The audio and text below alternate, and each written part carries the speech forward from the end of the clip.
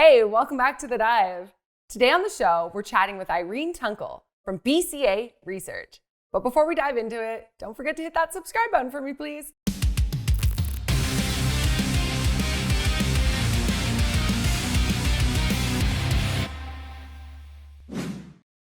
Hi, Irene. Welcome to The Dive. Hi, Cassandra. Thank you for having me on. Yeah, thank you so much for joining us. Okay, so on June 2nd, you joined the U.S. Equity Strategy as a chief strategist. How would you carry out the company's efforts while utilizing the macro research approach of BCA Research? When I joined BCA, I thought that that's a match made in heaven because I was using macro to sort of underpin my investment thinking throughout my career. And I've been in this business for 20 years. And I still believe that macro is really the most important, macro factors are the most important factors that drive equity markets. So I always start from understanding macro, looking at rates, looking at slopes, looking at the business cycle, which is extremely important. And then I kind of drill down into relations, fundamentals, technical, but I feel that it's almost like a big triangle, and macro is like at the base of that triangle in terms of the investment process. Could you tell us some of the indicators you use to analyze financial markets?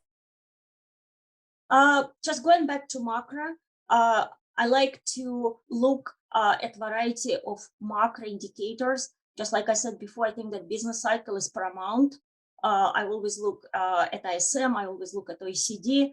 I think that slope of the yield curve gives us great indication of the expected growth in the markets. Looking at five-year inflation break-evens tells us what markets expect in terms of inflation. And then different indicators work for different sort of sub asset classes and sectors within equities. So, for example, for small caps, about which we will talk today, high yield spreads are very important. They may be less important from some other asset classes, but for small caps, it's really paramount. So speaking of small caps, how do you view the current macro environment for small caps? I think that the macroeconomic backdrop is generally unfavorable. We are living through a growth slowdown, and this is a very unusual slowdown as far business cycles go. We have gone through a recovery and expansion phase very, very quickly. And only pretty much 3 quarters into this business cycle, we're in slowdown. Growth slowed, albeit of very high levels, but still all the sort of yellow flags of slowdown are there. And small caps really benefit from economic growth. So growth slowdown is really kind of, it's kind of a pill of poison for the small caps. They don't do well in this environment. Moreover, yield curve is flattening, which means that, again, same thing, growth will slow. Small caps are very heavy in financials, so that's a negative as well. And in terms of high yield spreads, which I mentioned that are very important, high yield spreads are very narrow, and small caps are negatively correlated with high yield spreads.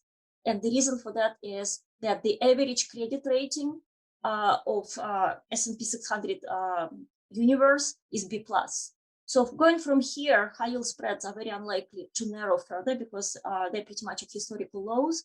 And if they start to rise, that will be kind of a blow to small caps. So we've seen a number of company IPOs coming to market in 2020, many of which fail to produce positive cash flow. At what point do you think the taps turn off for the IPO market and we start to see more of a flight to quality?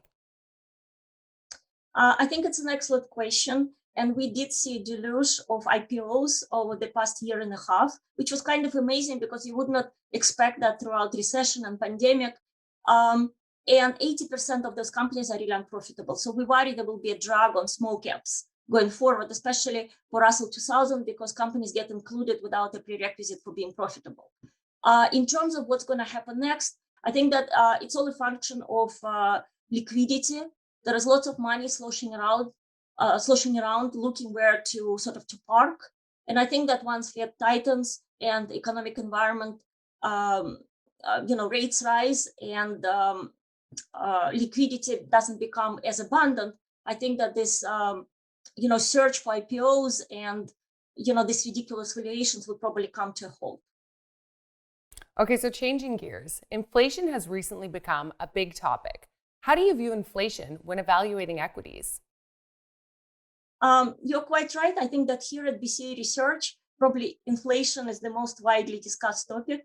I guess I'm lucky to sit within the equity space because equities are a real asset. So in principle, for kind of more normal ranges of inflation, equities are not affected per se. And also many of the companies are able to, pass on their cost increases to their consumers. So they're even able to preserve their margins. The problem starts when inflation becomes so high that Fed doesn't have any choice but to raise rates. And that's when equities are affected because equities are really rising rates put a damp on performance of equities. So we look at inflation only most, as a trigger for rate rises, as opposed to, standalone inflation. And for now, inflation is very high, but as long as Fed stays sort of pat, we're not worried. Now, there's a great deal of retail interest in certain names like AMC and GameStop. Has apps like Robinhood and WeBull changed the way you think about investing? I think that these new apps attract lots of retail money. We see that Gen Z is really active on these applications. So I think it's probably a marginal positive for the equity market because we're always looking for a marginal buyer. And I think these applications, these apps have delivered us the marginal buyer. In terms of the speculative nature of these bets, being more or less a professional investor, I try to stay away from them because I feel that they are very unpredictable and very, very risky. But I do think that there are money to be made elsewhere in the market. So, what is your outlook for the remainder of the year? According to BCA House View, we expect rates to go up by the end of the year. We believe that economic growth will normalize, so we don't expect a major slowdown. We don't expect a bear market. What we think is that the surge in growth will come to an end. We will go into sort of more normal pattern. Rates will increase, and I think that earnings will be strong. So in general, quite positive on equities. And I also think that it may present a great opportunity to invest in small caps, by the end of the summer. When we see that rates are rising and slope of the yield curve is steepening, I think small cap have great potential as a long-term investment.